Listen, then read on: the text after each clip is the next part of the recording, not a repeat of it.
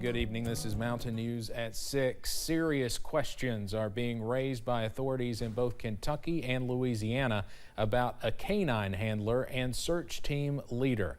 Tony Wade has been in Kentucky numerous times in high-profile searches for missing people. He's under investigation by 2 separate police agencies now in Louisiana. And 2 sheriffs in Kentucky have concerns as well. WYMT's Phil Pendleton has been looking into the allegations and has more on the disturbing details uncovered. This is the Antioch community just south of Burnside, and we were with Tony Wade last summer when he said that his canine had actually hit in an area near a cistern. He called Pulaski County deputy sheriffs. They searched, but they say they could find no evidence of anybody, nor had that cistern even been bothered in the last couple of years. Deputy Sheriff Matt Bryant says that was questionable, but what was also alarming was what they discovered from the Secretary of State in Louisiana. We later learned that a few years prior, his business license in Louisiana had been revoked, and of course that gave us some concern. The Wayne County Sheriff has been investigating Griffith's disappearance since July of last year.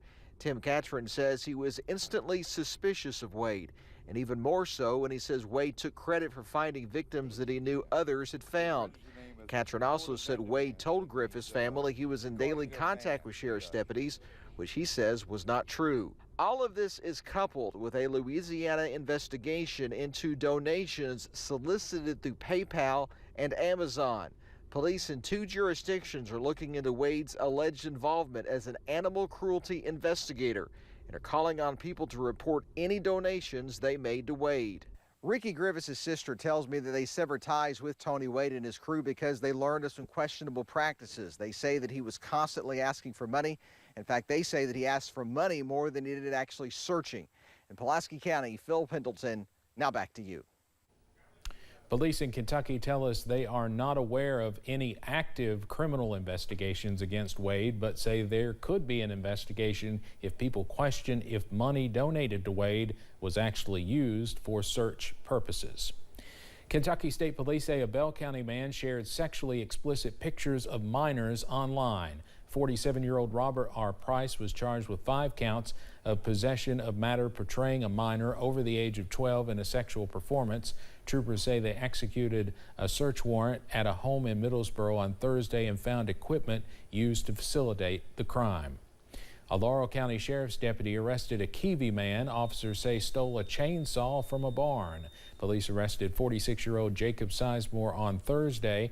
When deputies arrived at the scene, they say they learned Sizemore had reportedly taken a chainsaw and then hid it in a nearby wooded area. Sizemore was charged with 3rd-degree burglary and 3rd-degree criminal trespassing. He was taken to the Laurel County Correctional Center. Officials with the Tazewell Police Department in East Tennessee said a 23-year-old worker was electrocuted while pulling fiber optic cables.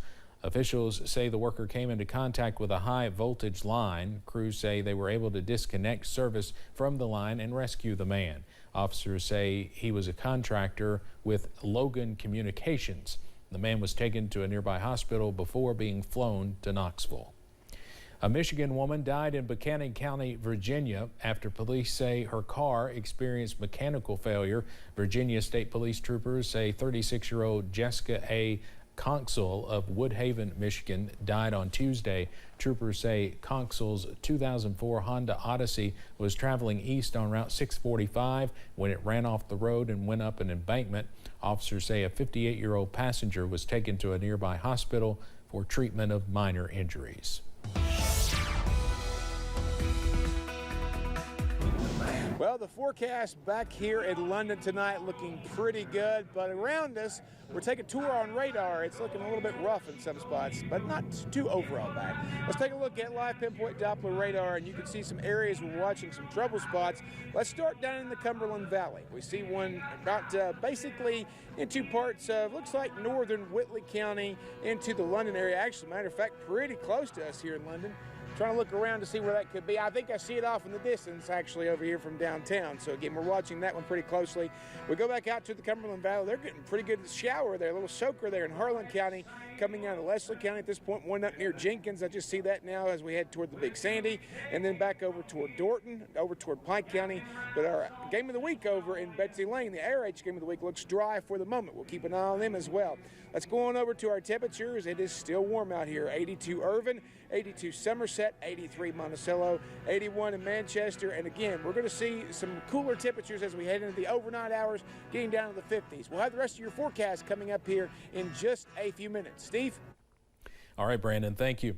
Since March 2020, a Virginia man, Steve Young, has been walking across the country to raise awareness about Victory Junction, a camp for children with medical conditions. In the last leg of his journey, Young stopped in eastern Kentucky. WYMT's Chandler Wilcox talked to him about his mission. It is a cause that has always been close to Steve Young. I grew up with a girl with severe birth defects, so it's always stayed in the back of my mind. He felt a calling to raise awareness, undergoing a journey that has spanned more than 3 years. It just the last leg of this journey, and I was actually on my way home. But about a month and a half ago, I decided to prolong this walk. For Steve Young, part of raising awareness about his mission is meeting people, and what better opportunity to come to Letcher County than during the Mountain Heritage Festival. It is very interesting just listen to some of the places he has been and what he's actually out here doing. Young has stayed with Eddie Hartsfield while in the area. One of Young's main goals during this journey is talking to first responders. That way they know that I'm doing something and it's a worthy cause, and I need a place to set a tent up. And I've actually, fire chiefs, when I meet firemen, fire chiefs, they'll go, well, heck, Steve, we got bunks. Then he collects badges representing various departments. They're not for me, for one, and it was just kind of a way of sharing with the camp and the kids at the camp where I have visited. 20,000 miles and 800 city halls along the way, with a few more states to visit. In Letcher County, Chandler Wilcox, WYMT Mountain News. Steve Young says he'll be traveling south for his last few stops and then finally returning home. The Mountain Arts Center hosted the American Red Cross today for a memorial blood drive. Allie Davis died back in 2020, but her memory lives on in the building where she once performed.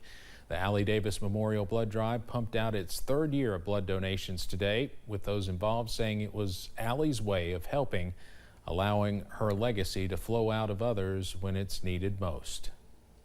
I think we've had more sign-ups this time than we have the previous 2 years, so we're excited about that.